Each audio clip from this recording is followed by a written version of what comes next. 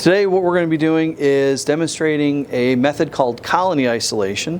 Usually when we obtain bacteria, they're in a mixed culture, so there's different types of organisms growing. We want to separate them so we can study the individual species. Now the way we do that is we can make a series of streaks on a nutrient agar plate and in such a manner that we deposit single cells of the different species so they grow and form their own colonies. So what I have right here, this is a mixed culture of bacteria. So there's different kind of species that are in here. So what I also need is I'm going to be using these inoculating loops. Got my nutrient agar plate. Okay. So first thing I need to do is I need to sterilize these inoculating loops because I only want to transfer the bacteria that's in this culture onto that plate. I don't want any random contaminants. Now you can also hold your loop from the top like this, but it gets a little warm up here. So that's why I'm a fan of holding it from the bottom here, making sure that the wire is in the top of that blue cone so we know that's the hottest part of the flame. Now while I'm waiting, I'm going to take my nutrient agar plate, and we call it the T-streak method because we're going to be drawing a T on the back side. So on the agar side of the plate, use your ruler, draw a straight line like so. And then we're going to divide 1/2 into 2/4 like so. So this is where we get our T-streak. Now we always label the agar side of plates, never the lid side. The reason being, lids can get knocked off.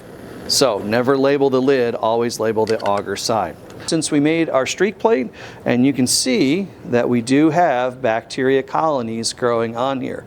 And if I look real closely, I can tell that there's some colonies that are very big, some of them that are smaller, and some that are tiny pinpoints.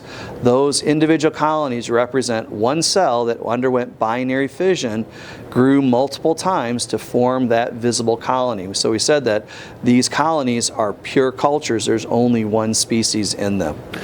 Now, I'm going to check my loops, and my loops are ready to use. Now, we use what's called aseptic technique, which means we do things in such a manner so we do not transfer inadvertently any external contaminants. So what I do, I take the lid off, and I'm going to run the opening of my test tube through that Bunsen burner to decontaminate. I'm going to take my loop, I'm going to dip this in, and just like a bubble wand, if you remember a bubble wand when you were younger, you want to fill up this loop with a little thin film of bacteria. If it pops, it's okay to stick it back in and get another loop. Now, this little thin film, you have just a few microliters of bacteria, but there could be hundreds of thousands, millions, or even billions of bacteria in this little bit. So what I'm going to do is I'm going to take my loop, and I'm going to lay it flat on the outer side of the top half, and I'm going to streak this back and forth. Now essentially what I'm doing is I'm taking this concentrated amount of bacteria and I'm spreading them out.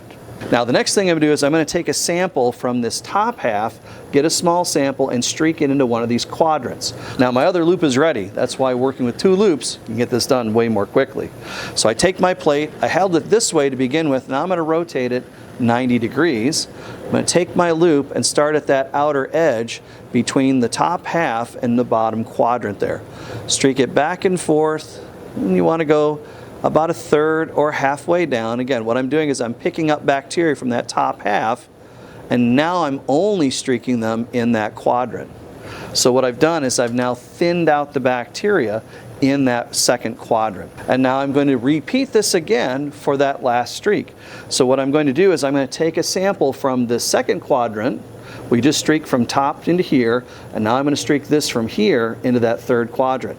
So every time I make these streaks, I'm thinning out the bacteria even more. So by the time I finish making my last streak, I should be depositing single cells of the different species in this mixed culture into that third quadrant. I can now start, and I'm going to start here.